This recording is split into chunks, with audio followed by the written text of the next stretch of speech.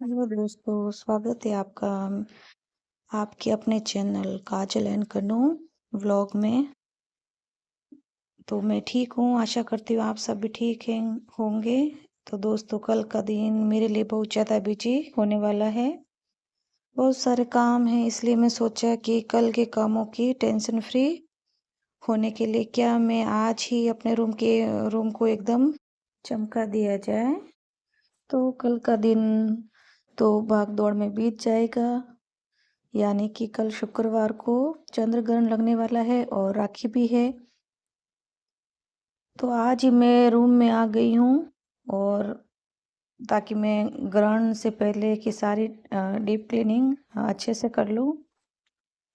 तो सच बताऊँ तो साफ चादर और सलीके से रखे हुए तकिए, ये देखते हैं जो सुकून मिलता है, उसकी बात ही अलग है। अब लग रहा है कि हाँ, रूम एकदम फ्रेश हो गया है। तो फिर बेड तो सही हो गया है। तो बस ये एक तकिया है जो इसका कवर अलग से है, तो इसको भी अच्छी तरह से सेट कर देती हूँ। ये सॉफ्ट तकिया है तो एक अलग से चाहिए। तो फिर चलिए थोड़ी सी डस्टिंग कर लेते हैं, और फिर ये तौलिया पड़ा तो इसको भी समेट देती हूँ अच्छी तरह से। तो ये तौलिए हमारे इधर उधर बिखरे पड़े रहते हैं, तो तौलिए को भी समेट के व्यवस्थित रखना पड़ता है, नहीं तो अलमारी में जगह ही नहीं रहे। और बच्चे फिर स्कूल जाते हैं तो इनके ये कपड़े होते हैं, तो ये ऐसे ही छोड़ के चले जाते हैं, फिर इनको समेट के व्यवस्थित रखो। बस ये थोड़े से यहाँ पे ये डिब्बे वगैरह पड़े हैं कुछ, इनको भी ले जाके रख दूंगी किचन में। तो फिर बेड और तौलिए को सेट कर दिया है। अब मेरी नज़र गई इस टीवी यूनिट पर। टीवी के नीचे ये थोड़ा सा सामान सजाने का रखा हुआ है, तो इन पे बहुत सारी जल्दी धूल बैठ जाती है। चलिए इसकी भी अच्छे से सफाई कर देते हैं। तो फिर ये बच्चे नीचे रख देते हैं सामान, खिलौने वगैरह, तो यहाँ पे भी थोड़ी सी सफाई कर दूंगी और अच्छे से रख दूंगी। तो चलिए बारी आती है इन खिड़की की। बाहर की जितनी भी धूल मिट्टी होती है वो सबसे पहले यहीं आकर रुकती है, तो चलिए इसे भी अच्छे से झटक कर साफ कर देते हैं। सबसे पहले इन पर्दों को अच्छे से झटक देते हैं ताकि इसमें बैठी धूल मिट्टी साफ हो जाएगी। तो अंदर का काम तो सब हो गया है, अब मैं आ गई हूँ बाहर अपने इन छोटे से बगीचे में। सुंदर सुंदर इन पौधों को देखना ही अपने आप में एक थेरेपी है। चलिए अब इसको अच्छे से पानी पिला देते हैं। तो सुबह की गुनगुनी धूप में पौधों को पानी देना मुझे बहुत पसंद है। पानी पिलाते ये पौधे एकदम खिल उठते हैं। घर में जितने ज़्यादा पौधे हैं उतनी ही पॉजिटिव एनर्जी बनी रहती है। मैं हर पौधों को मिट्टी देखते ही इसमें पानी डालती हूँ ताकि ये खराब ना हो। देखिए पानी पीकर हमारे ये सारे पौधे कितने खुश और तरोताज़ा लग रहे हैं। तो बस मैंने ये पाइप ले लिया है, यहाँ पाइप लगा लिया है, मतलब लगा दूंगी, और पाइप से पौधों को पानी भी अच्छे से मिल जाता है। और यहाँ ये पौधे रखे हैं, वहाँ नीचे की टाइल्स भी साफ कर दूंगी। तो फिर पहले अच्छी तरह से पाइप से पौधों को पानी पिला दूंगी। तो कभी कभी मतलब हफ्ते में एक बार या हफ्ते में 2 बार ऐसे पानी पिलाना चाहिए अच्छी तरह से, ताकि पौधों को अच्छे से पानी मिल जाए। तो बस मैंने सोचा चलो आज ऐसे काम कर देती हूँ, तो ऐसे पिला देती हूँ पौधों को।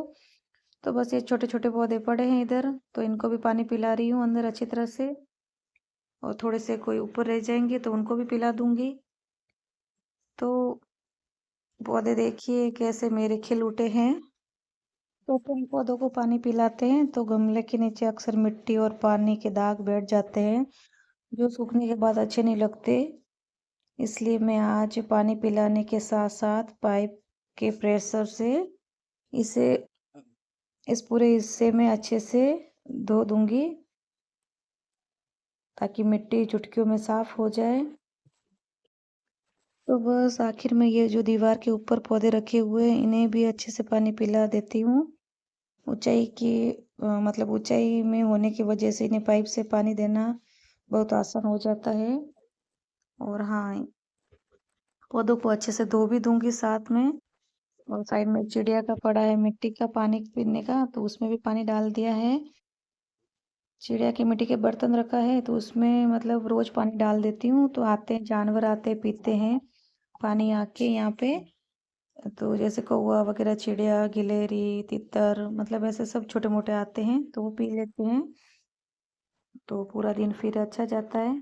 तो बस इधर के पौधों का तो अब काम सारा हो गया है। अब इस फर्श की टाइल्स को अच्छे से फाइनल धो लेती हूँ ताकि कभी भी पैर में मिट्टी न लगे। धोने के बाद पानी को ऐसे में छोड़ने से टाइल्स में दाग धब्बे हो जाते हैं, इसलिए मैं तुरंत अच्छे से वाइपर लगा देती हूँ। और वाइपर लगाने से फर्श एकदम चमक, मतलब कहते हैं ना, चमचमाने लगता है और फिसलने का डर भी नहीं रहता। लेकिन मिनटों में हमारा पूरा आंगन, बालकनी शीशे की तरह साफ हो जाते हैं। तो बस आखिर में ये जो सीढ़ी के नीचे वाला हिस्सा है ना, यहाँ भी पानी चला गया है। यहाँ अच्छे से वाइपर मारकर पूरा पानी निकाल देती हूँ। तो इस तरफ का काम तो पूरा हो गया है। अब चलते हैं दूसरी साइड, हमारे पोर्च की तरफ। तो यहाँ पर भी मैंने बहुत सुंदर पौधे रखे हुए हैं तो चलिए लगे हाथ इनको भी अच्छे से पानी पिला देते हैं। पोर्च में रखे पौधों पर बाहर की गाड़ी और आने जाने वाले लोगों की वजह से धूल मिट्टी ज़्यादा जमती है, इसलिए पानी देते समय इनके पत्तों को भी अच्छे से धो देती हूँ। पानी पड़ते ही पौधे भी कैसे खिल उठे हैं और पूरा पोर्च कितना फ्रेश लगने लगा है। तो फिर अब चलिए आपको दिखाती हूँ और मेरे पौधे। तो इधर का काम तो हो गया है। तो और अब मिली मेरे इस खूबसूरत मनी प्लांट से। ये देखिए ये कितना बड़ा हो गया है और इसे मेरे ऊपर तक अच्छे से बांध रखा है। इसकी पत्तियों को चमकदार बनाए रखने के लिए इन्हें अच्छे से नहलाना बहुत ज़रूरी है। मनी प्लांट के पत्तों पर यह धूल जम जाती है तो इनकी ग्रोथ रुक जाती है, इसलिए मैं पाइप से या ये प्रेशर का ये इनके लाया हुआ है तो इससे पत्ते अच्छे से धो देती हूँ। पानी पड़ते इनके बड़े बड़े हरे पत्ते एकदम कांच की तरह चमकने लगते हैं। अगर आपके घर में भी मनी प्लांट है तो पत्तों पर हफ्ते में एक बार पानी का स्प्रे ज़रूर करें, इससे बहुत तेज़ी से बढ़ते हैं। तो फिर पास में ये पौधे पड़े हैं, थोड़े इनको भी पानी का स्प्रे कर दूंगी। और अंदर पड़े हैं पौधे तो वहाँ हाथ नहीं पहुँचता है, तो पौधों को नीचे से पानी पिला दूंगी अच्छी तरह से। तो ये स्प्रे करने का इसलिए मैंने लाया है कि हाथ नहीं पहुँचे वहाँ पर अच्छी तरह से स्प्रे कर दें। तो बस दोस्तों, पौधों को पानी देने का काम तो पूरा हो गया है। अब आखिर में यह जो हमारी छोटी सी बालकनी है, यहाँ फर्श पर मॉप से एक बार अच्छे से पोछा लगा देती हूँ ताकि बची हुई नमी और पैर के निशान साफ हो जाएं। तो बस ये साइड वाला गेट है, यहाँ पे भी अच्छे से पोछा लगा दूँगी। और यहाँ पे ये सीढ़ी रखी हुई है तो मेरे को मनी प्लांट बांधना है तो मैंने सीढ़ी इधर रखी हुई है। तो बस इसको भी मैं अच्छी तरह से साफ़ कर दूँगी। और ये झाड़ू इधर रखा था, बारिश का पानी आता धोने के लिए, पर अभी बारिश नहीं आ रही है। तो बस यहाँ पे ये थोड़ी चेयर वगैरह पड़ी है जिस पर ये स्कूटी का ये चार्जर पड़ा है। बस अब यहाँ पे भी अच्छी तरह से साफ़ सफाई कर दूँगी और अच्छे से पोछा लगा दूँगी। तो यहाँ कभी कभी लगाती हूँ, रोज़ नहीं लगाती हूँ। ये स्कूटर वगैरह पड़े रहते हैं। आपको अगर ये वीडियो पसंद आए तो लाइक करें, सब्सक्राइब करें, शेयर करें, कमेंट करें, सब्सक्राइब ज़रूर करें। यहाँ बाहर जो हमारा स्कूटर खड़ा है उसके आसपास थोड़ी धूल मिट्टी जमा हो गई है, लेकिन लगे हाथ यहाँ की भी अच्छी तरह से सफाई कर देते हैं ताकि बाहर का ये पूरा एरिया एकदम चकाचक हो जाए। तो बस अब आ गई हूँ मैं किचन में। तो ये बच्चों ने कहा था कि हमारे लिए बनाना घेरिया, कोई बोलते इसको साजिया तो हम बोलते साजिया, कोई बोलता है घेरिया। तो ये बनाने के लिए तो ये विधि देखिए, मतलब इसमें आटा और नमक, मिर्ची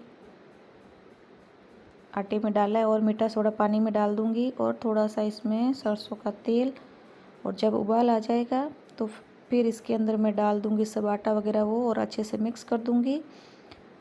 तो ये अच्छा रहता है, बुखार वगैरह किसी को आए कि कुछ बहा नहीं रहा है तो उस टाइम ये बना के खाए तो अच्छा लगता है। तो बच्चे भी खाते हैं तो बड़ों को तो अच्छा ही लगेगा। ये वाली चीज़ अपन को बाहर नहीं मिलेगी कि कहीं, तो ये घर पे बना के आप खाएं। और इसमें थोड़ा सा जीरा भी डालूँगी तो ये खाने में बहुत अच्छा लगता है। तो हम कभी कभी हम तो ये बनाते और खाते हैं। तो ये देखिए हल्दी वगैरह डाल रही हूँ और फिर इसको अच्छे से मिक्स करके और फिर पानी में डाल दूँगी। मतलब 10-15 मिनट में ये बन जाता है। धीमी आंच पे, ज़्यादा तेज़ नहीं रखनी, नहीं तो नीचे से चिपक जाएगा अंदर से। तो बस ये मैं फटाफट बना दूँगी और आप इसको देखते जाइए कि ये कैसे बनता है। तो ये खाने में तो बहुत अच्छा लगता है और इसको घी के साथ खाया जाता है। अगर किसी को मतलब किसी वजह से कोई घी नहीं खा सकता है तो इसमें सरसों का तेल भी लेके खा सकते हैं, कोई तिल का तेल भी लेके खाता है। तो जिसको जो अच्छा लगे स्वाद उस हिसाब से खाएं। बाकी हम तो घी में खाते हैं और बच्चे भी घी में खाते हैं। तो बस ये नमक भी इसमें डाल दूँगी ताकि मिक्स कर दूँगी। कोई पानी में भी डालता है तो भी ठीक रहता है, इसमें डाल दे तो भी ठीक रहता है। तो कभी हम रात में यही बनाते हैं और सब खाते हैं। और सर्दियों में ज़्यादा अच्छा लगता है गरम गरम। गर्मियों में भी अच्छा लगता है गर्मियों में, पर सर्दियों में बनाएं तो और ज़्यादा अच्छा रहेगा। तो ये देखिए, तो अच्छे से कर दिया इसको मिक्स।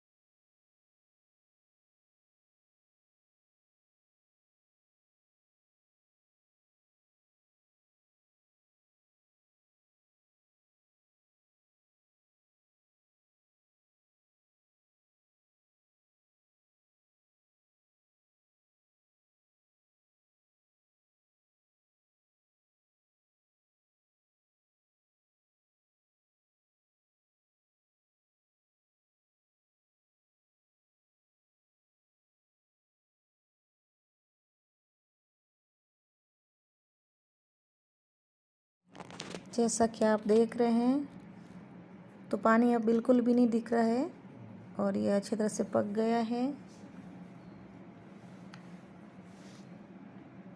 तो इसमें जाली भी कहते हैं जाली भी पड़ रही है। तो बस ये अच्छी तरह से पक गया है और इसकी खुशबू इतनी अच्छी आ रही है, मेरे को इतनी अच्छी खुशबू आ रही है। जैसे जैसे पक रहा है वैसे वैसे बहुत अच्छा मतलब लग रहा है। तो ये सोडा डाला, इसकी वजह से इसका कलर भी थोड़ा चेंज हो गया है, क्योंकि हल्दी भी डालते हैं तो थोड़ा कलर चेंज हो जाता है।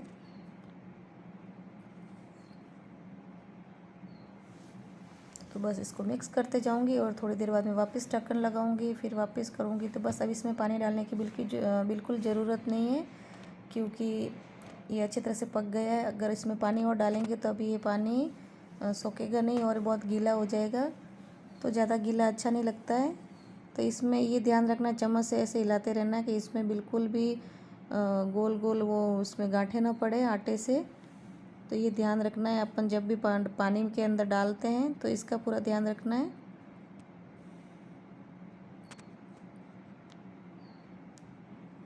तो ये खाने में बहुत अच्छा लगता है। तो कभी कुछ ना भाए या किसी को बुखार आए तो ये बना के खाते हैं, तो इससे मुंह का स्वाद चेंज हो जाता है। तो बस ये अच्छे से पक गया है, एकदम सॉफ्ट हो गया है। तो पहले तो थोड़ा सा टाइट जैसे लगता है, पर जैसे पकता है तो वापस ये सॉफ्ट हो जाता है। तो बस यही है कि इसको थोड़ा सा ऐसे अच्छी तरह से मिक्स करना पड़ता है, ज़्यादा इसमें मेहनत नहीं लगती है और ये बहुत आसान बन जाता है और सब पसंद करते खाने में। तो एक होता है ना कि सब्जी खा खा के बोर हो जाते, सब हो जाते बोर, तो कभी ये बना दीजिए। कभी किसी के गला ख़राब है, कुछ है, तो भी आप ये बना दीजिए। किसी को जुकाम है तो भी ये बना दीजिए।